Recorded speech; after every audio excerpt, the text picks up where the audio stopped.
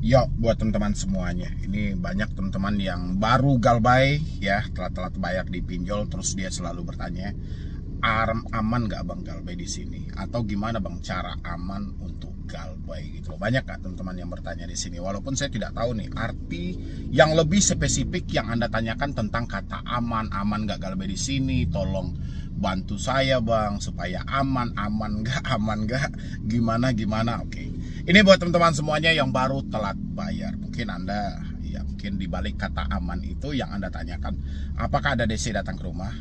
Apakah dia akan berkunjung ke kantor? Apakah dia akan menyebarkan data?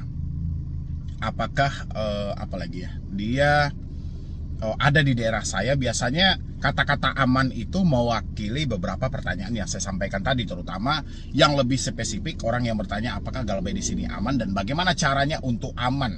Biasanya yang dia anggap aman itu adalah dia tidak menghubungi di luar Kondar dan tidak datang ke rumah. Benar atau tidak? Siapa yang mencari seperti itu? Biar saya ajarkan ini teman-teman semuanya. Silahkan Anda ketik dulu. Siapa yang bertanya bagaimana caranya galbay yang aman dipinjol? Siapa? Kalau ada, isi di dalam kolom komentar dan apa aplikasi yang Anda tanyakan. Oke, ini buat teman-teman semua ya. Untuk Anda yang galbay dipinjol, baik itu yang legal, pay letter dan lain sebagainya, ya pasti Anda berharap dong hutang tidak dibayar, tidak ada telepon, tidak disebarkan data, DC tidak datang ke rumah, Anda tidak dicaci maki, aset-aset tidak ditarik, Anda tidak ketakutan dan lain sebagainya. Itu saya sampaikan dulu buat teman-teman semuanya, pinjam aja sama bapakmu gitu. Iya nggak sih? Kenapa saya bilangin pinjam sama bapak? Tidak ada manusia seegois itu teman-teman semuanya. Kita ini gentleman loh. Kita minjam pinjol ya, itu kita sepakat untuk membayar pinjol dengan bunganya. Ketika kita menyatakan telat bayar, kita juga sepakat untuk membayar dendanya. Ini perjanjian awal kita. Kita dibebankan dengan bunga, dibebankan dengan denda. Oke. Habis itu, seiring waktu berjalan, kita baru sadar ternyata pinjol sangat memberatkan. Bunganya sangat tinggi, alhasil keadaan kita tidak mampu menampung hal itu semuanya. Tapi Anda beranggapan atau Anda berharap mereka tidak sebar data, tidak telepon-telepon, tidak teror-teror, tidak ancam-ancam, tidak datang ke rumah. Itu Anda manusia yang paling egois ya. Pinjol tidak mendapatkan uang, oke? Sepihak pinjol akan mengalami kerugian. Tapi Anda juga harus menampung dengan resikonya. Tidak bisa Anda menjadi manusia yang paling egois seperti ini ya. Tidak bisa teman-teman semuanya. Anda harus siap menerima resikonya. Ketika Anda menyampaikan tidak mampu bayar, berbarengan dengan itu Anda mempersiapkan diri Anda untuk risikonya. Apa risikonya bang? Ditelepon, dicaci maki, ditelepon secara terus-menerus, ditakut-takuti, diancam-ancam. Ini salah satu risikonya. Bahkan paling terburuknya didatangi ke rumah. Ini risikonya. Ya. Sekarang Anda bertanya aman. Aman apa yang Anda tanyakan? Ya. Aman atau tidaknya Anda dalam menghadapi galbay hari ini tergantung dari cara berpikir.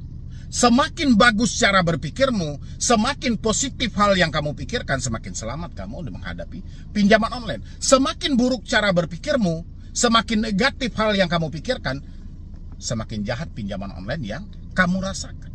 Ya, bahkan ada orang yang bertanya, bang, saya diteror melalui telepon, saya diteror melalui WA, saya diteror melalui email. Bagaimana cara mengatasinya, bang?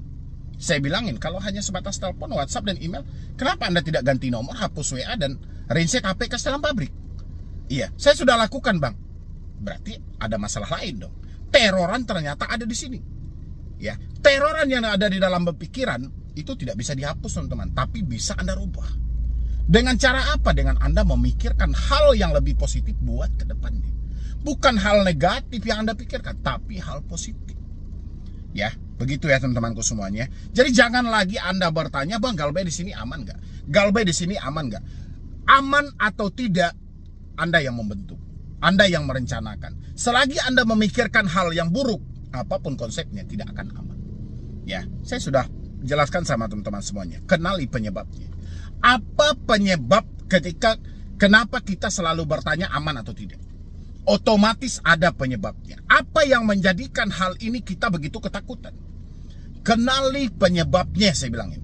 Kalau Anda tidak dapat penyebabnya, akibatnya akan selalu hadir.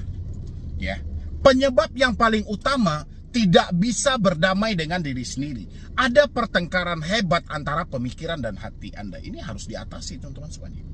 Ya, dari mana terjadinya pemikiran dan hati ini saling bertengkar? Disumbangkan karena telepon, disumbangkan karena chat WhatsApp, disumbangkan karena email. Apa yang harus kita benahi? Benahi hal ini. Putus semua komunikasi yang terhubung, selamatkan pemikiranmu.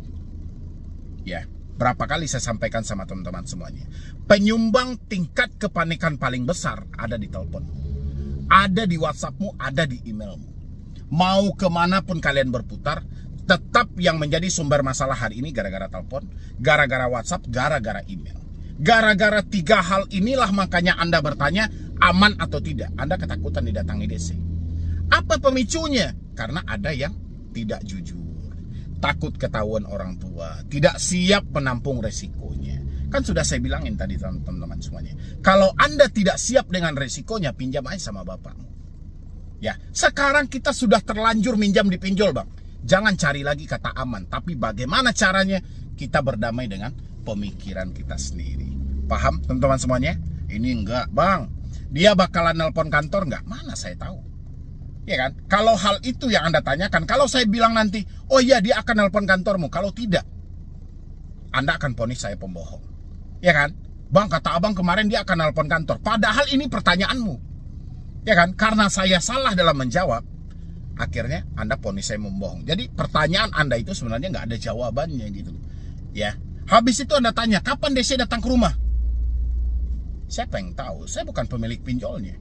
Rasanya sih tidak ada orang yang bisa memastikan ini, karena kita berbeda daerah semuanya. Walaupun kita mengalami telat bayar di aplikasi yang sama, poinnya kita berbeda kawan-kawan semuanya. Nggak bisa kita pukul rata. Oh, si A telat bayar di ini. Ya, kita juga telat bayar di aplikasi yang sama. Si A kemarin dikunjungi, kita belum tentu. Oke. Jadi pertanyaan Anda tentang kapan DC datang ke rumah, daerah mana yang akan dikunjungi, rasa saya itu bukan pertanyaan gitu loh. Lebih ke menyimpulkan bahwa Anda sedang ketakutan aja. Anda ketakutan karena ketahuan kepada orang tua. Anda takut karena ketahuan suami. Itu aja PR-nya. Taklukkan aja sumber ketakutanmu, insya Allah semuanya akan aman-aman saja. Ya teman-teman. Dan habis itu lagi saya pesankan juga buat teman-teman semuanya, karena saya miris juga nih buat teman-teman semuanya, hati-hati banget ya.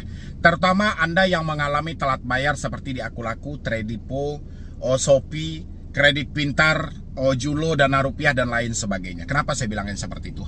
Hati-hati gitu loh. Ya, karena sudah banyak korbannya. Banyak orang-orang yang sedang mengincar datamu. Untuk apa datamu diincar? Untuk diajukan ke pinjol lainnya dengan dalih menyelesaikan hutang dengan cara berhutang lagi. Ini teman-teman harus hati-hati banget. Saya cuma menyarankan hal itu aja. Anda harus hati-hati. Karena gini teman-teman semuanya. Kalau ada orang yang menawarkan hal itu, mereka ada kepentingan lain. Dia akan mempergunakan datamu untuk meminjam di aplikasi itu, ya, di aplikasi lainnya, dengan sistem bagi hasil. Ya, apalagi Anda yang baru telat bayar di Akulaku. Akulaku ini adalah pinjol yang besar teman-teman semuanya. Jadi banyak pinjol-pinjol lain yang memegang patokan kepada Akulaku. Kalau Akulaku sudah cair, pinjol lainnya dengan gampang itu juga ikutan cair. Habis itu Kredipo juga. Kredipo adalah pinjol besar, raksasa juga dia. Jadi banyak pinjol-pinjol lain yang berpatokan ke sini sampai ke Shopee. Makanya data teman-teman yang baru telat di 3 aplikasi ini sangat diincar oleh si penipu. Ya, oleh si perampok online dengan dasar atau dengan dalih menyelesaikan hutang dengan cara berhutang. Ini teman-teman harus hati-hati banget. Itu sudah banyak korbannya loh. Ya, alhasil apa? Hutang menumpuk. Yang katanya dia pinjam ke pinjol ilegal, nyatanya dia pinjam ke pinjol legal. Hasilnya dibagi. Ada 40-60, ada 50-50. Masalahnya Anda tanggung sendiri. Bayangin Anda mendownload di handphone Anda sendiri, pakai data Anda sendiri, hasil dibagi 2. Masalah Anda sendiri. Pihak pinjol tidak mau tahu, mau duit itu Anda bagi, mau Anda kasih sama orang, dia nggak mau tahu. Yang jelas secara data yang dia lihat adalah data Anda.